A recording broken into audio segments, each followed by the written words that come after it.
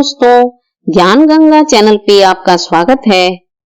ज्ञानवर्धक एवं मनोरंजक कहानियों को सुनने के लिए आप अपने इस चैनल को सब्सक्राइब करें और कहानियां पसंद आने पर लाइक करें। अपने दोस्तों मित्रों के बीच इसे ज्यादा से ज्यादा शेयर करें। आज की कहानी का शीर्षक है सिक्के का धनी। काफी समय पूर्व एक नगर में श्रवण नामक एक मेहनती युवक रहता था। वह रोज नदी से पानी भर कर लाता, जिनको पानी की जरूरत होती उन्हें पानी पिलाता, दुकानों के आगे छिड़काव करता, कभी कभी महल में भी पानी पहुंचाता। पगार बहुत कम मिलती थी। मुश्किल से 2 समय की रोटी जुटती थी, लेकिन फिर भी वह मस्त रहता था।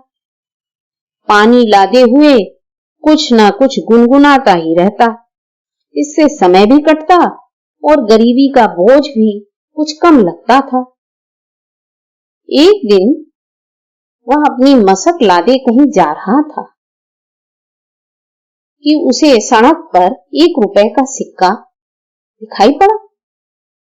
उसने लपक कर उठा लिया, जैसे कि उसे खजाना ही मिल गया हो। उसने अब तक केवल पाई और पैसे ही देखे थे। उस दिन उसके पैर जमीन पर नहीं पड़ रहे थे। वह अपने हिसाब में अमीर बन गया था। अपनी झोपड़ी में लौटा तो रात भर नींद ही नहीं आई। उसने सोचा, इतनी बड़ी रकम झोपड़ी में रखना ठीक नहीं है। कोई चुरा कर ले जाए तो इसे किसी सुरक्षित जगह पर छुपा कर रखना चाहिए। बहुत सोचकर वह एक निर्णय पर पहुंचा।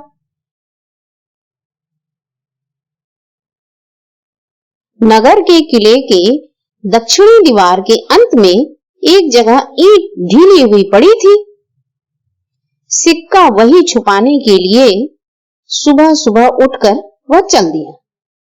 उसने एक ईंट निकालकर उसके पीछे अपना सिक्का रखकर फिर ईंट वहीं रख दी। वह जगह उसने खूब याद कर ली। दीवार की तीसरी लाइन के किनारे की पहली ईंट।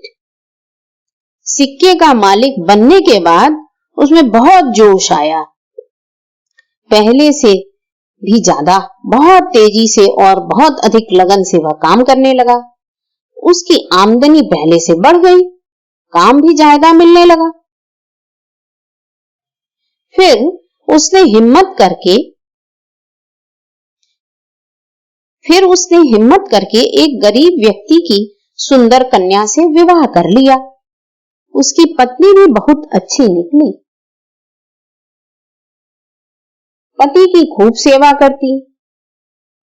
श्रवण की भी बड़ी इच्छा होती कि वह उसे अच्छे कपड़े दे, सुंदर जेवर दे, ढेर सारे बर्तन लाए और शहर की सैर कराए, पर इतने पैसे कहाँ थे। एक दिन पास के कस्बे में एक मेला लगा। मेले का नाम सुनते ही उसकी पत्नी खिल उठी। श्रवण ने उसको मेले की सैर कराने का फैसला किया। वह बोला, हम मेले में जाएंगे। मेरे पास 1 रुपए का सिक्का है, खूब मौज करेंगे। बीवी खुश होते हुए बोली, 1 सिक्का मेरे पास भी है, बापू ने दिया था। दोनों बहुत खुश हुए। बीवी नहा धोकर तैयार होने लगी। श्रवण किले की दीवार से सिक्का लाने चल पड़ा। दोपहर का समय था। बड़ी तेज गर्मी पड़ रही थी। सब अपने घर में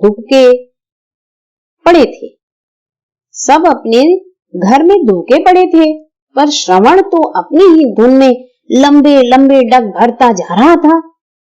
राजा ने अपने महल से एक युवक को तेजी से सड़क पर जाते देखा। उसे आश्चर्य हुआ कि ऐसी तपती धूप में ऐसा कौन सा कार्य हो सकता है जिसके लिए यह युवक इस प्रकार चला जा रहा है। राजा जरा सनकी था। उसने एक सैनिक को भेजकर श्रवण को बुलवा लिया। श्रवण श्रवण घबराया हुआ था कि कहीं उससे कोई अपराध तो नहीं हुआ। वह हाथ जोड़कर बोला, महाराज, क्या मुझसे अनजाने में कोई भूल हुई है? राजा बोला, नहीं युवक, मैं यह जानना चाहता हूं कि ऐसी तपती गर्मी में तुम क्या करने के लिए इतनी तेजी से जा रहे हो? श्रवण ने उत्तर दिया, महाराज, मैंने किले की दीवार में एक सिक्का छुपा रखा है, वही लेने जा रहा था। बीबी को मेले में लेकर जाऊंगा। राजा हंस पड़ा, बस एक सिक्के के लिए इतना कष्ट? मैं तुम्हें 10 सिक्के देता हूं, जाओ, जाकर पत्नी को खूब सैर कराओ। श्रवण बोला, सरकार, वह सिक्का तो ले ही आऊंगा, फिर मेरे पास 10 और 1 11 हो जाएंगे। राजा ने कहा, हो, भूल जाओ उस सिक्के को, मैं तुम्हें 50 सिक्के देता हूं। श्रवण गदगद हो उठा और बोला, महाराज, आप कितने दयालु हैं, अब तो मेरे पास 51 सिक्के हो जाएंगे। उस एक सिक्के को मिलाकर कपड़ा, जेवर, बर्तन, भांडे सभी ले आऊंगा। राजा अब जोश में आने लगा, युवक, मैं तुम्हें 100 सिक्के देता हूं, उस सिक्के की जिद छोड़ दो। श्रवण बोला, 100 सिक्के? मेरे तो भाग खुल गए सरकार, पर गुस्ताखी माफ करें, उस सिक्के को तो लाना ही पड़ेगा, क्योंकि 100 की संख्या लेकर जाना ठीक नहीं होता। 101 की संख्या ही शुभ होती है। अब तो दरबार में सन्नाटा छा गया। सब दरबारी एक दूसरे का मुंह देखकर मुस्कुराने लगे। राजा की जिद्दी स्वभाव को सब जानते थे। वह किसी न किसी तरह अपनी बात मनवाए बिना मानता ही नहीं था। आज श्रवण के रूप में उन्हें दूसरा जिद्दी मिल गया था। सब उत्सुकता से देखने लगे कि जिद्दियों के बीच इस बहस का क्या नतीजा निकलता है। राजा भी दरबारियों के मन की बात समझ गया था। अब उसके लिए भी यह इज्जत का सवाल बन गया था। उसने मन ही मन श्रवण कुमार से सिक्के लेने की जिद छुड़वाने की ठान ली। राजा ने 500 सिक्के और फिर 1000 सिक्कों की पेशकश की, परंतु श्रवण किसी न किसी तरह अपना वह सिक्का बीच में जोड़ ही लेता था। राजा ने खींचकर कहा, युवक, मैं तुम्हें 50,000 सिक्के दे रहा हूं, तुम उस सिक्के को भूल जाओ। सभी दरबारियों की ऊपर की सांस ऊपर और नीचे की नीचे रह गई। श्रवण भी विस्मय से बड़ी बड़ी आंखें करके राजा को देखा और बोला, महाराज, आप जैसा दयालु राजा इस संसार में नहीं होगा। 50,000 सिक्के? मैंने तो सपने में भी इतने सारे धन की कल्पना नहीं की। वह सिक्का मेरे लिए कितना भाग्यशाली निकला। आप ही बताइए मालिक कि ऐसे भाग्यशाली सिक्के को कैसे छोड़ दूं? अब तो उसे जरूर निकाल कर लाऊंगा। राजा का चेहरा तमतमा गया। यह देखकर दरबारियों ने मुश्किल से अपनी हंसी रोकी। राजा भी हार मानने वाला नहीं था। उसने घोषणा की कि युवक, मैं तुम्हें अपने राज्य का आधा भाग देता हूं, पर शर्त यह है कि तुम उस एक सिक्के को भूल जाओ। सारे दरबारी सन्न रह गए। किसी को यह गुमान नहीं था कि राजा इस सीमा तक चला जाएगा। अब सारे दरबारी श्रवण की ओर देखे। वह हाथ जोड़कर बोला, महाराज, मैं आपकी प्रजा हूं, आपकी आज्ञा कैसे टाल सकता हूं। राजा ने विजयी भाव से दरबारियों की ओर देखा।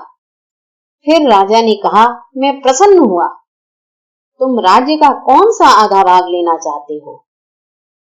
श्रवण ने कहा, महाराज, मुझे राज्य का दक्षिणी भाग दे दीजिए, क्योंकि दक्षिण भाग में ही वह दीवार आती है जिसमें मेरा सिक्का है। मुझे अपना सिक्का भी मिल जाएगा। सब लोग हंस पड़े। राजा भी हंस पड़ा।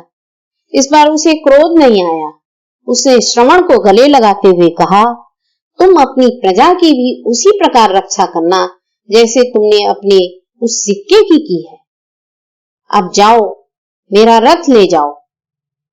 अपनी पत्नी को रानी की तरह सजाकर मेला दिखा लाओ। कल तुम्हारा राज्याभिषेक होगा। इस कहानी से हमें यही सीख मिलती है, इंसान को अपनी छोटी सी छोटी चीज का भी कदर करना चाहिए। इसी से उसको सफलता मिलेगी। धन्यवाद। कहानी पसंद आने पर लाइक करें और दोस्तों और मित्रों के बीच ज्यादा से ज्यादा शेयर करें।